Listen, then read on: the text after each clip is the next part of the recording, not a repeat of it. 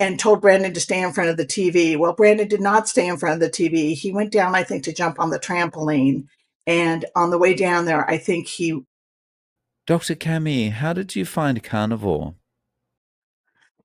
Well, Dave, thank you so much for having me on your channel and for allowing me to tell my story, which is really not an easy thing for me to do, as I was raised to be a perfectionist and the golden child of the family and grew up to be a doctor and a surgeon. So sharing my story with its ups and downs and twists and turns as to how I got to carnivore is a very interesting and thing for me to do. And I'm very grateful for the opportunity. So I always used sugar to soothe myself when I was younger. And the other day, my sister, who lived in the same room as me, we shared rooms because there were 7 kids in the family. She said, "Oh, yeah, remember we used to hide candy under the bed. And every time I went to eat some, it was always gone." And that was because I was the one eating all of the candy. It was kind of obvious because we were the only two that knew it was there. And so from a very young age, I found myself having some unhealthy nutritional habits. And this followed me through. I was never a thin child, but I was never really super overweight. I was very muscular and still have a muscular build. But my nickname growing up in my family was Fat Bottom because at 6 months of age, I was very tubby and my mom had to put me on watered down skim milk. And so that name stuck with me. And I remember being 8 years old and called that and not really liking that name, but believing it was true because that's what people called me. And when I looked back on pictures, I thought, well, I really wasn't overweight. I was doing all the President's Fitness Awards and, 12 pull ups in 6th grade and all that kind of stuff.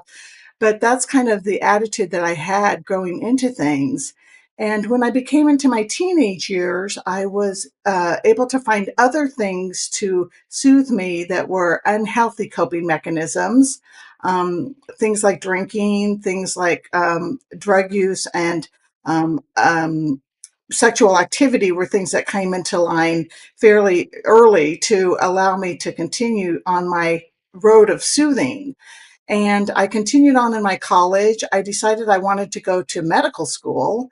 And so I transferred over to UCSD from a junior college and began a degree in biochemistry and cellular biology there.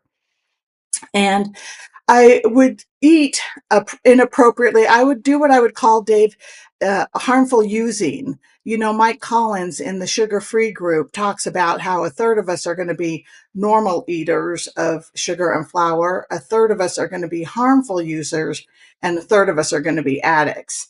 And so I was doing some harmful using at the time, but coping fairly well.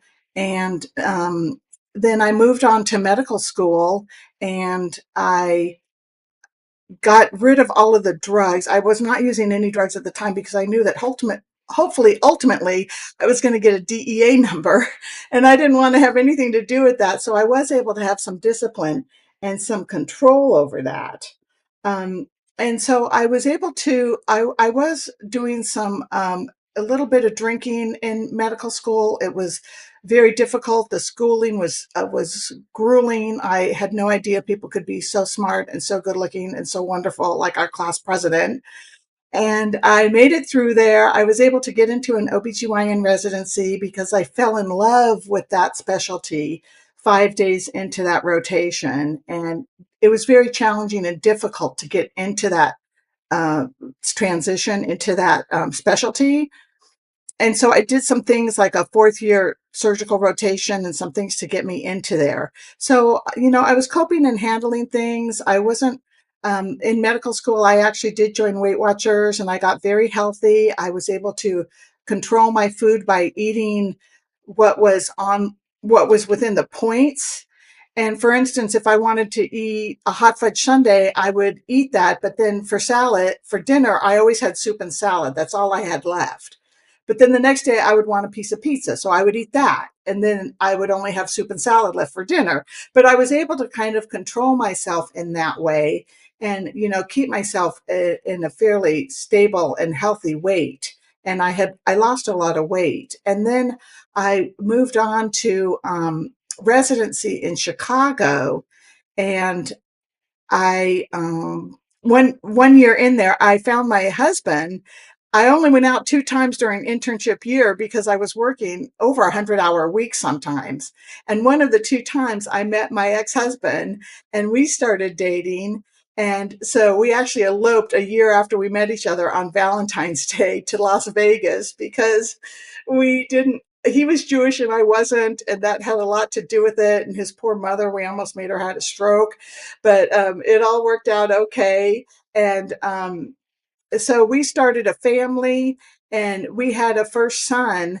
And then we had a terrible tragic accident on with a crib, where there was a crib accident and we lost him. He died at 28 days of life. And that was very difficult. And I remember quite a bit of drinking at that time to cope. But we started 6 months later. We got pregnant on our first month of trying. We were blown away. And we were lucky that we had 2 more children fairly quickly. And so I had 2 boys at home that were close in age. I was working 40 to 60 hours a week as an OBGYN doctor. It was very stressful. It's a high stress, very demanding job, and everything was hanging on. But I was relying more and more on my drinking. And so what happened to me was when, so I decided to sober up because I lost a lot of weight after I had 3 kids in 3 years. My body said, "What have you done to me? You're crazy." And I only had 2 kids at home to raise, but we wanted to shoot for the girl because we had had 3 sons. And so I lost a lot of weight. I joined Weight Watchers again, and I got into clothes that I could wear before I got pregnant. And we went shooting for the girl, and we got pregnant. That time it took me a while. It took me 7 months, I think, to conceive, but we got pregnant and we had Brandon. And Brandon was a wonderful little boy. He was, hair on fire, just living life, really full. And as he was in his younger years, I sobered up. Actually, I quit drinking with him. I sobered up when I was 7 months pregnant with him because I had minimal drinking going on, but I was drinking and I was pregnant and I knew, I'm in the field, I knew that wasn't the right thing to be doing. And it was difficult to stop, but I did. I said, the big impetus for me, Dave, was that I did not want my kids to grow up seeing me drinking. I did not want that. That's not fair to a child to do that. And one day, my 2 boys who were little at the time, they were like 3 and 18 months old, they would not go down for their nap. And I had to nap so that I could sober up before my husband came home. And so I whacked them on their bottoms. I threw them in their rooms and I went to lay down on my bed. And the little one came in at 18 months old and said, "Mommy, can you kiss my owie?" And I sobered up. The next day I said a prayer and I surrendered completely to God because I would not go through watching my kids do things like that, watching me do things to my kids like that. So I started going to AA meetings, and that was very helpful for me. And so that continued on in a very successful way. And after we had Brandon, I knew though that as I sobered up, the family, our dynamics between me and my husband were not going well. I kind of had different priorities and became a different person. And so we kind of were growing apart, and that kind of helped us grow further apart. And there were some other extra things going on. And so so my dad died and he was out in California and we were raising our kids in Chicago. And I went out to say goodbye to my dad, and the whole family came out for his celebration of life ceremony. And we were getting things ready down at the country club. And my husband was up at the house with my son, Brandon, and the other 2 older boys.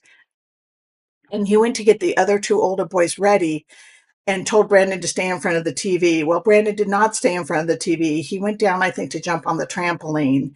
And on the way down there, I think he reached in to see how cold the pool really was because I had had this huge conversation with him the day before and shook him hard so that he was going like this. And I said, "You are not to go near this pool," because I knew there was no fence around it and he did not have a life jacket on. But God decided it was time for him to go, and Brandon drowned in the pool on the day of my dad's memorial service. So that's where my story of, really using food as a coping mechanism really took off on fire, because I did not want to drink with the raising of these two remaining boys who were 7 and 9 years old. And again, it wasn't fair to them to be doing things to them because I was suffering. They were suffering too, but in a different way than a mother suffers who's losing their second child. So I stayed sober and I raised those boys, Dave, but I drowned myself in sugar. I drowned myself every night in sugar with nightly habits that were very destructive. Um, I thought about other things. I really think it wasn't such a bad idea because some of the other things I could have thought to drown myself in might not have been such a good idea. And I was still working full time, and I was, 40 to 60 hours a week, and, operating on people and delivering babies and making, really serious, hardcore decisions in a short amount of time. And emergency ectopic pregnancies and all kinds of things. So I had to really function at work because I was never going to put anybody in harm or danger there either. And so, it did the job. It did the job for me. And that was in 2005. And so around 2015, I decided, hey, I don't want to do this forever. I was heavy. I was not, I was getting older. I wasn't going to get, less health, it wasn't going to get easier to stay healthy. And so I started trying to work on getting my weight off and found that I just was truly struggling with saying no to large amounts of sugar and flour and high processed foods in great amounts at intermittent periods of time as I was going through life in other ways. And so I just continued to stay heavy. I continued to struggle with it. And in the meantime, I filed for divorce after Brandon had died because our marriage was not going well. And I really did not want to stick around and have this life, but I wanted to make it the best life possible because I knew I had to stick around and raise my children, who are now 20, almost 27 and 28, and doing fabulously. I have to say, we made it through hell and back about 5 times, and we did a really good job of it. So, yeah, my hats go off to myself and to my sons for how we made it through losing that precious little boy. Um, but meanwhile, I really started trying to quit eating the sugar and flour and found I could not. So I started going to some 12-step programs, Food Addicts Anonymous, and I started getting buddies that I could call on the phone, and I started getting closer to my relationship with my higher power, and I started trying to do things to take care of myself, like, soothing activities, what I call ALKs, acts of loving kindness, where I sit in the jacuzzi or I journal or I read a novel or, I sleep in or I do certain things like that to soothe and heal myself and give myself some dopamine hits. And it still wasn't working. And so I struggled with that for quite a few years and then came around to going to keto, which I know is how most people get to the carnivore. A lot of people do, and started seriously doing a keto diet, and that was in 2023. In about May of 2023, Karen and I, who was with Dr. Cammy and Karen Go Keto, Karen Anderson, you just had a wonderful interview with her recently. We met each other when my ex-husband, who was a lawyer, was in law school with Karen, who's also a lawyer. So I've known her for over 35 years. So we said, okay, let's start doing this keto diet. And when I first started doing it, Dave, it was so funny. She goes, well, you're going to have to eat less than 20 or 25 grams of carbohydrates a day if you want to lose any weight. And I remember in my mind, I said, forget that. I said, I'm going to eat 100. And so I started eating 100 and I didn't lose weight. And I started eating 75, I didn't lose weight. Then 50, I finally got to 20 or 25 and started losing a little bit of weight. At the same time that I started my keto, I joined a gym and I started working with a gentleman named Jeff Cotterman, and he with a K, and he has a gym called Tri Systems, and that's a wonderful gym that he does do video stuff, by the way, too, if you anyone is interested. And we started doing some weight resistance training twice a week, and I started going to the gym some other 3 times a week. So I was in the gym 5 times a week, and I did that for over a year. And this was into 2024, and I lost 46 pounds of fat. And so I know that my visceral organs and those kinds of things are getting happy, but I turned out to be somebody who builds muscle very easily. So I'm called an endomorph, that type of body that, just is big and stocky. And I built fat easily. I mean, I built muscle easily, lost the fat, but I haven't lost a lot of weight.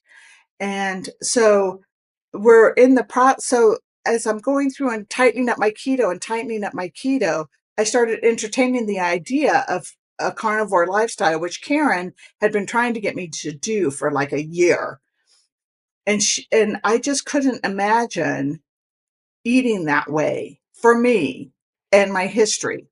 But, I had also, when I first started keto, I couldn't imagine going without, certain types of sweet foods that I would eat that were my go-to things that had really saved my life when I was in those difficult times previously. And so letting go of that relationship with the food has also been, a grieving process for me and something that I've really still grieve a little bit, I have to say.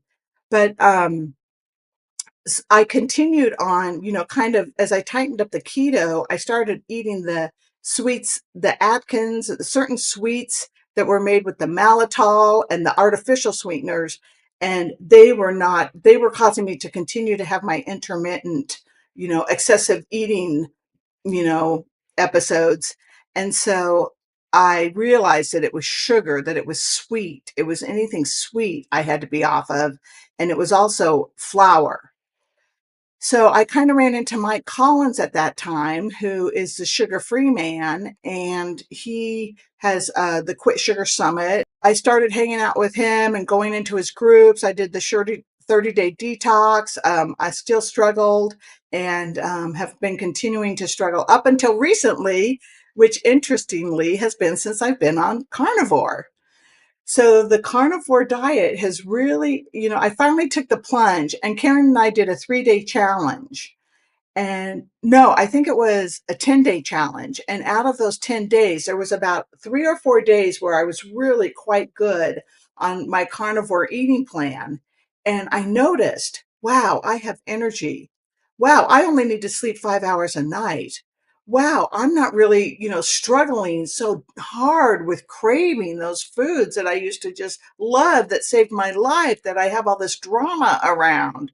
And so the physical changes, the chemical changes that happened in my body with those 3 days of carnivore was enough for me to ultimately make the commitment to her and to our channel and to myself to continue on with a carnivore diet. And I'm really finding it lovely in a lot of ways. And it's hard for me to believe that I'm saying this, but it's just really wonderful. And I have some energy. Oh, and the other thing I wanted to mention was that I am still on dairy. And so that's been really hard for me to pull off of the dairy. That's kind of like my last little vice, and I have coffee with cream in it, and I don't want to give that up yet, but I think that that's going to be coming soon too.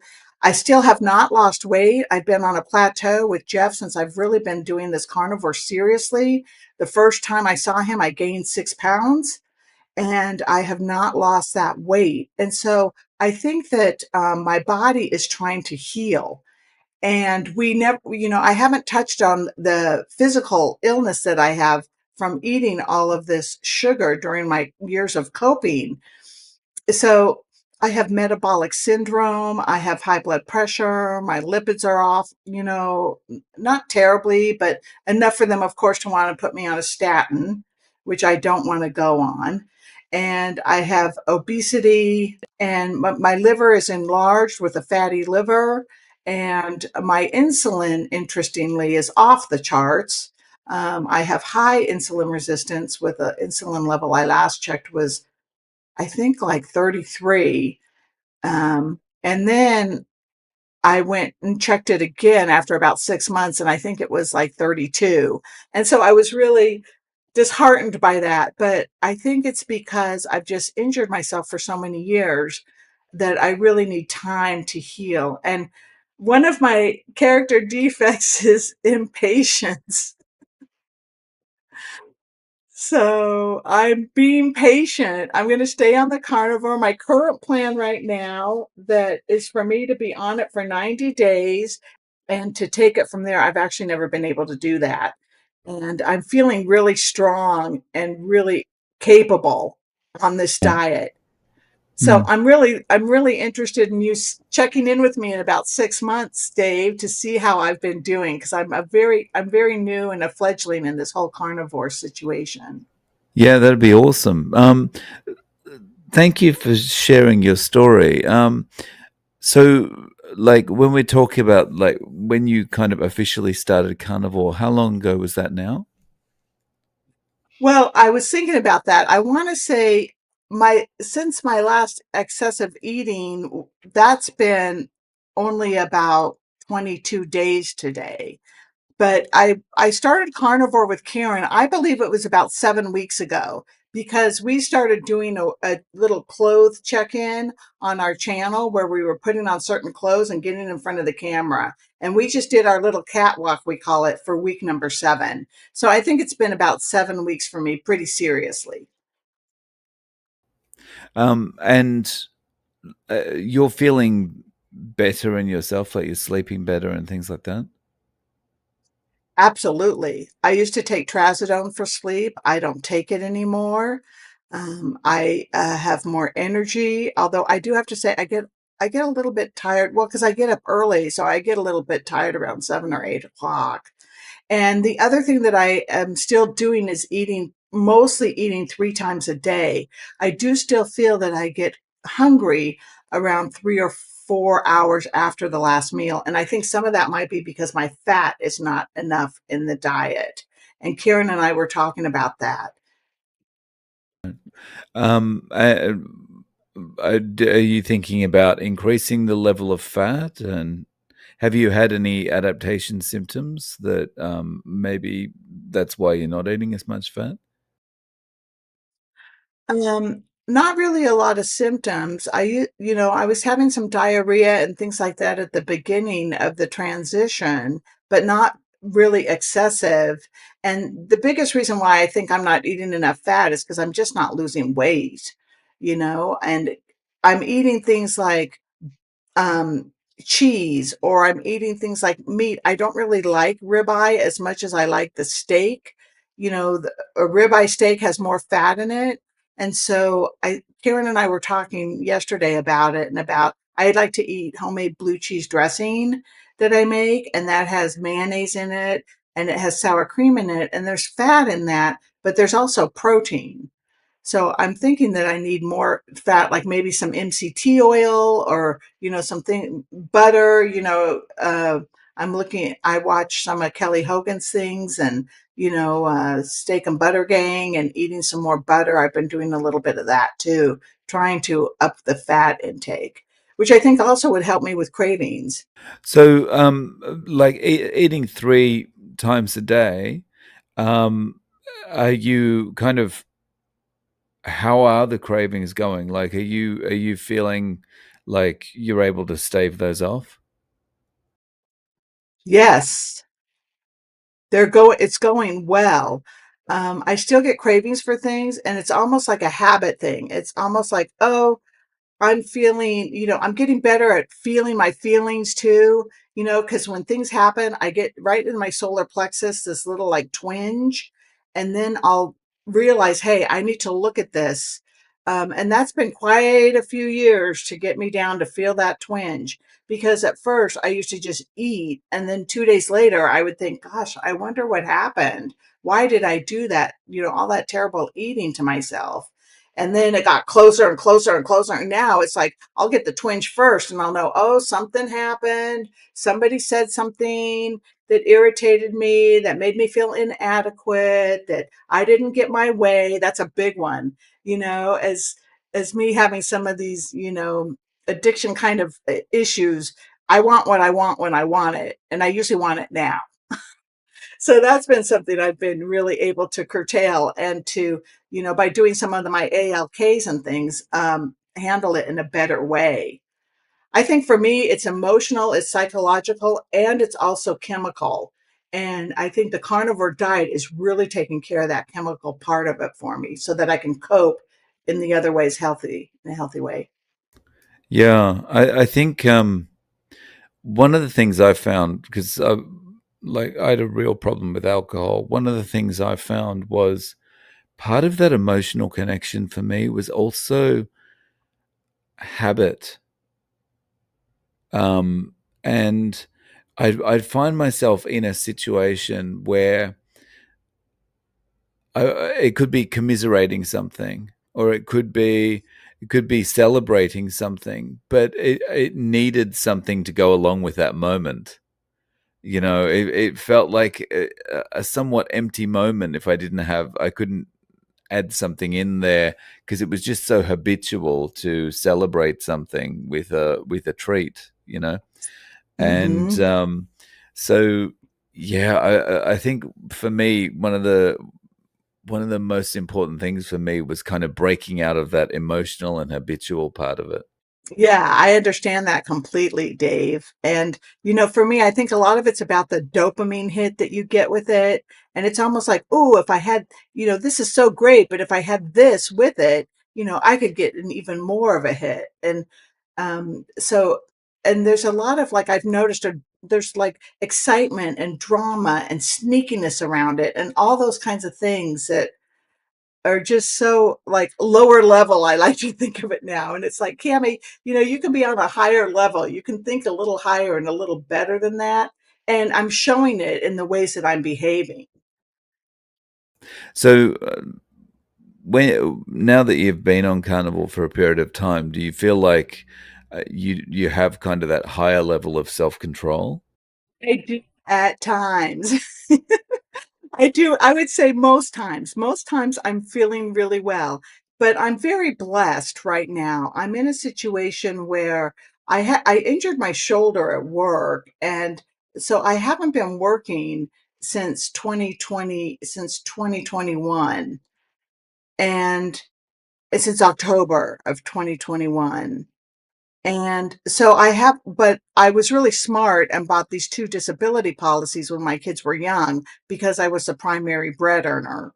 So I'm living off those policies, which are paying my bills. So I have a lot of time to invest in taking good care of myself. And my heart really goes out to people who have such full lives and are trying to do this move to take good care of themselves too, because that's just double or sometimes even triple duty. So I'm lucky I have that time, but it's worth the effort. So what is a day-to-day menu like for you at the moment? Well, in the morning I have some ground beef with a little bit of chorizo in it and two hard-boiled eggs and some coffee with some cream. And then for lunch or dinner, I'll have steak and some butter. I cook the steak in butter, and then when I heat it up again, I put more butter on top of it.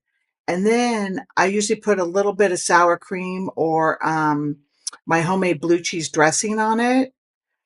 And then for dinner, sometimes I'll have a little bit of shrimp. I am eating fish. I'll have some fish. Sometimes I'll eat more steak or more of the same meal of the first one.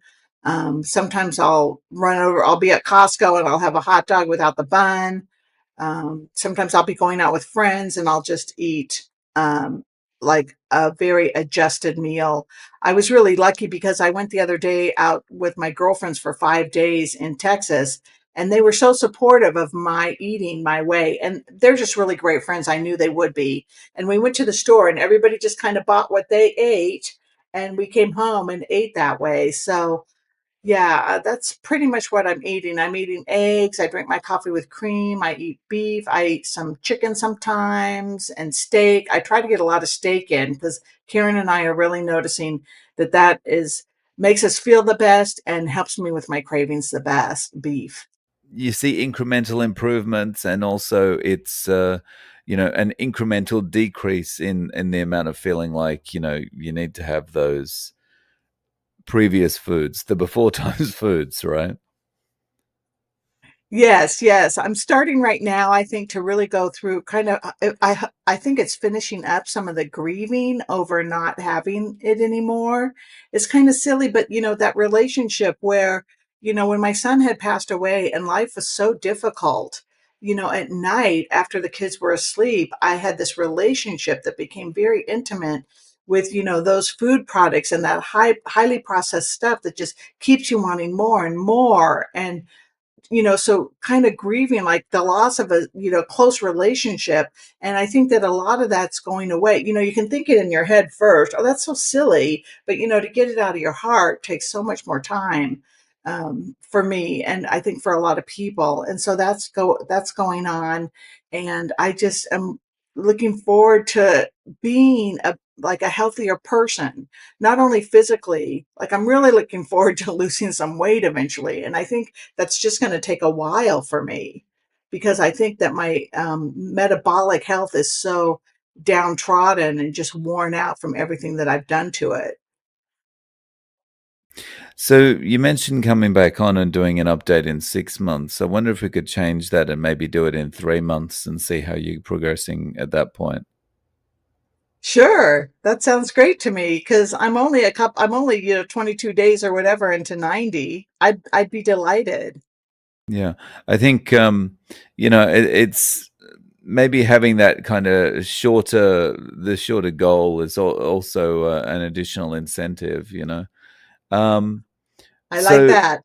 in the meantime, Dr. Cami, how can people find you on YouTube?